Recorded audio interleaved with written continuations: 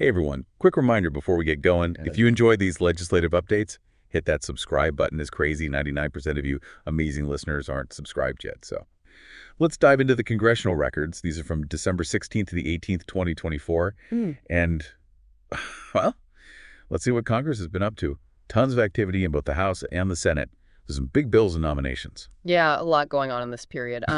It is worth noting that this time of year, it often sees a push to get things passed, before the end of the session. Oh, for sure. One of the big things that pops out is the NDAA, the National Defense Authorization Act. Wait, a bill that started out focused on wildlife habitats turned into a major defense policy document. That's a wild ride. Yeah, that's the legislative process sometimes. Yeah. The Senate had a lot of debate about it, which makes sense given how big it is. Ultimately, the NDAA passed with a big majority, 83 yeas to 12 nays. I think this really shows that the NDAA is considered a must-pass bill every year. It makes sense. Can you help me understand the significance of the NDAA a little more? Why is it such a big deal? It basically sets the policy and funding for the whole military, for the entire next fiscal year. You can think of it as the blueprint for everything from troop levels and weapon systems to where and how the military operates. Okay, so it's kind of like the yearly budget and game plan for national defense, all in one. Exactly. And you can imagine getting that passed is a top priority for Congress and the president also. A unanimous consent agreement was reached, so they can move on to the next item on the agenda. There's a small correction that the Senate asked for and the House approved in the enrollment of the bill. Just some procedural stuff to be aware of. Right, so we've got defense covered. What else was the Senate up to? They reached a unanimous consent agreement on H.R. 5887, which is the Government Service Delivery Improvement Act. Yeah. The name is pretty self-explanatory. It's all about making government services work better.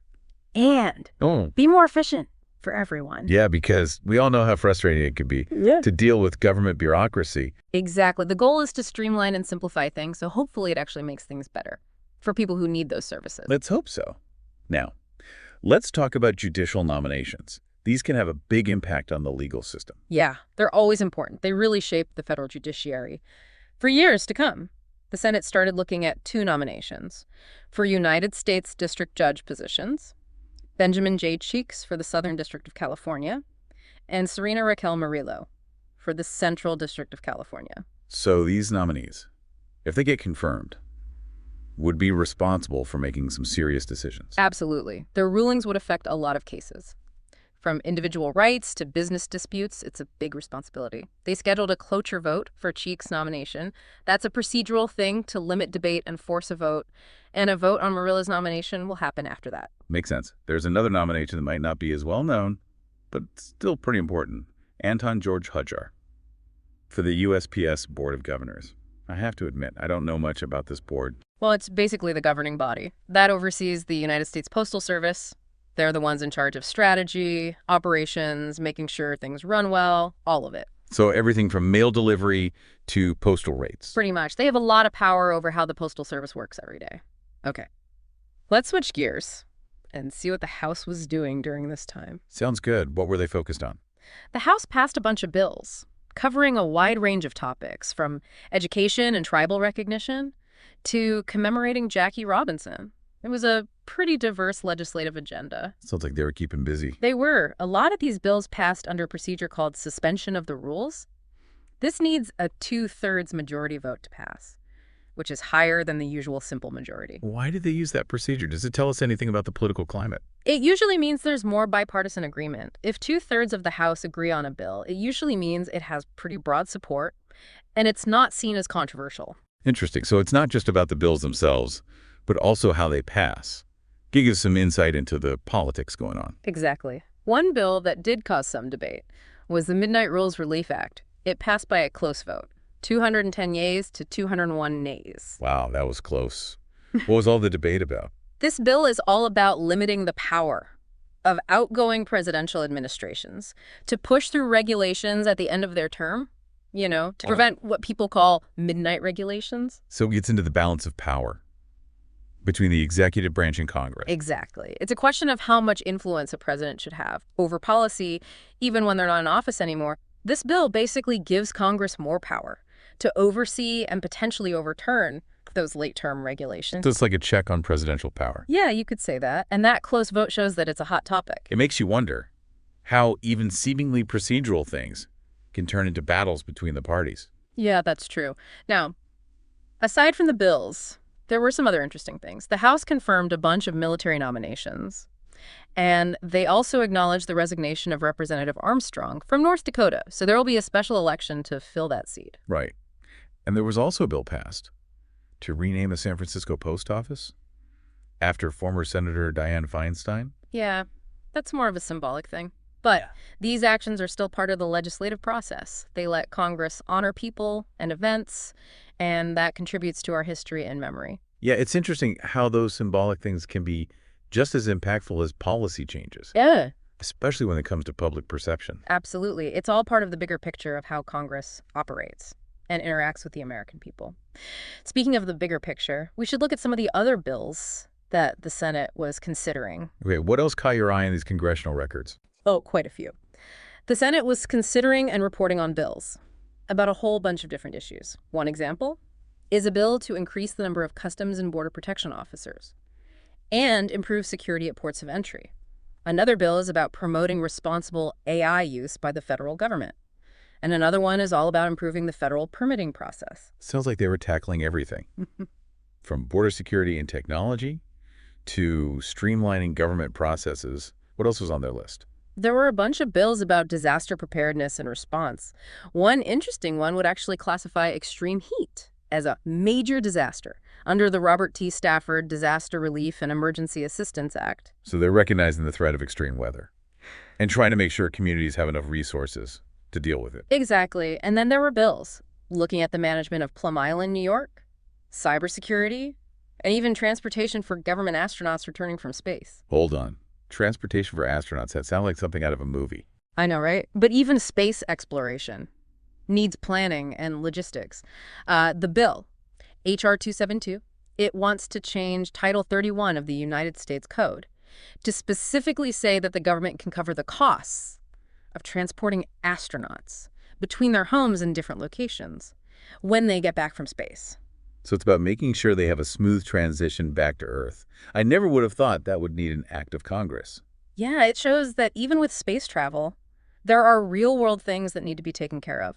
That's fascinating. Okay, we've covered a lot here, from defense policy and government services to judicial nominations and all sorts of bills about national concerns. It's amazing to see everything that Congress deals with. It really is. And this is just the beginning Yeah. of what happened in December. There's still a lot more to explore. Lucky for our listeners, we're not done yet. We'll go deeper into these congressional records after a quick word from our sponsors.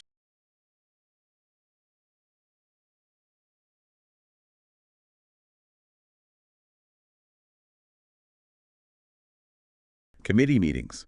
Some were about specific bills, like the one on the Midnight Rules Relief Act, but others were tackling bigger topics, like cybersecurity and how criminal justice information is managed.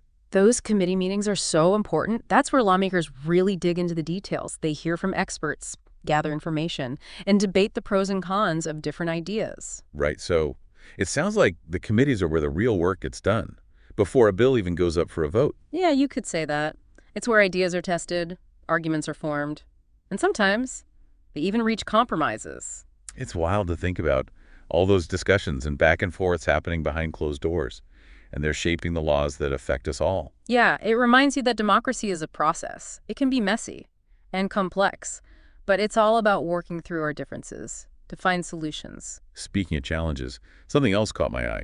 Remember how Congress often passes resolutions to mark events or recognize people? Yeah, those symbolic things can be really powerful for raising awareness. Well, the Senate passed a resolution to make October 2024 National Military Toxic Exposures Awareness Month.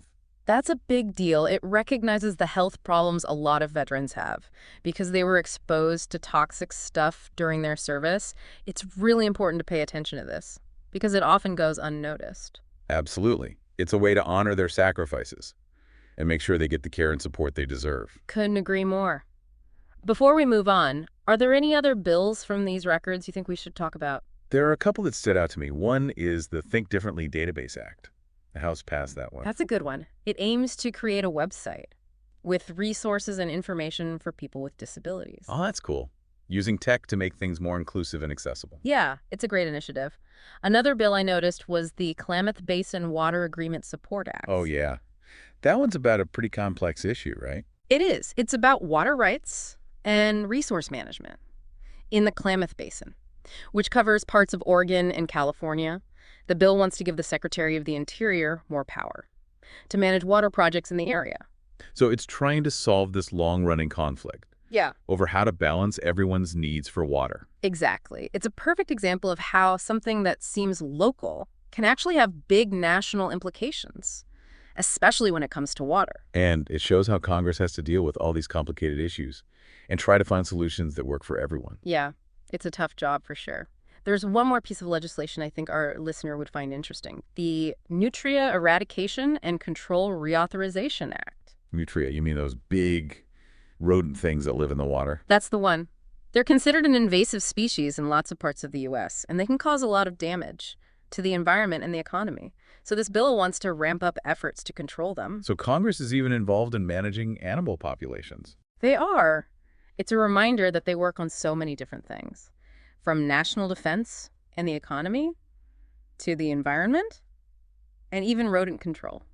It's amazing how much they have to deal with. What else is in this pile of bills? Anything else that stands out? Well, there are a few more we could talk about, each one with its own interesting details. For example, the Senate reported on S-5310, which proposes some changes to the Federal Acquisition Security Council. It's all about improving cybersecurity and protecting sensitive information when it comes to government contracts. That makes sense, especially now. Yeah. With all the cyber threats out there. Right. And then there's H.R. 7177, which is about combining some divisions within the Northern District of Alabama. It's more of an internal thing. But it shows that Congress is also involved in running the courts. I'm realizing that there's always something happening in Congress, whether it's big bills or these smaller actions. Absolutely. Speaking of behind-the-scenes stuff, there's one more bill I wanted to mention, H.R. 255. It's about making it easier to collect information and assess damage after disasters. That sounds super important, especially right after a big event when time is really important. Exactly. The goal is to speed up the process so aid and resources can get to the people who need them as quickly as possible. So it's about improving how the government responds to natural disasters. Yes, and making sure the recovery process is smooth and well-coordinated. This is a lot to absorb. We've talked about so many bills and topics, from defense and space to water rights and disaster preparedness. And this is still just a small part of what happened in Congress during those 3 days in December. It's incredible how much they get done, or at least try to get done, in such a short time. It shows how complex and fast-moving our legislative process is, and how important it is to stay informed and get involved, because all of this affects us. I'm glad you brought that up. I think we should take a minute and talk about that very idea, the importance of citizen engagement. Yeah, it's easy to feel overwhelmed by all of this and think that what happens in Congress doesn't affect us. I get that. But it's important to remember that Congress really does shape our lives. The laws they pass, budgets, nominees, it all affects our communities, our economy, our future. So how can our listeners stay engaged and make their voice heard? There are so many ways to get involved. You can start by staying informed, read news articles, follow what's happening in Congress, and learn about your elected officials' positions. Right. Knowledge is power. Exactly. Once you're informed, reach out to your representatives and senators, let them know what you think about certain bills, tell them what you support or what you're worried about, and encourage them to act on the issues you care about. I know it can be intimidating to contact your elected officials, but it's literally their job to represent us. That's true. And remember, you don't have to be a policy expert to make a difference. Your personal stories and experiences can be really powerful. They can help lawmakers understand how their decisions affect people's lives. Yeah, that makes sense. Sharing your story can make it more real for them. Absolutely. And besides contacting your officials, you can also get involved with advocacy groups, go to town hall meetings, and participate in public hearings. There are a lot of ways to make your voice heard and be part of the democratic process. It's all about finding what works for you and taking action.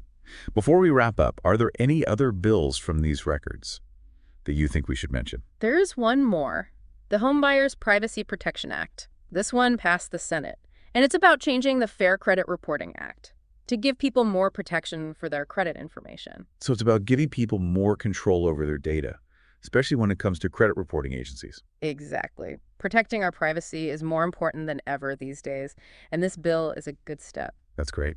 Well, we've covered a lot today, from national defense to consumer privacy. We've looked at the legislative process, talked about nominations, and even explored citizen engagement. Yeah, we've really dug into what Congress was doing during this busy time in December. And it's amazing how much happens in Congress that we don't even know about. It just shows how important it is to stay informed.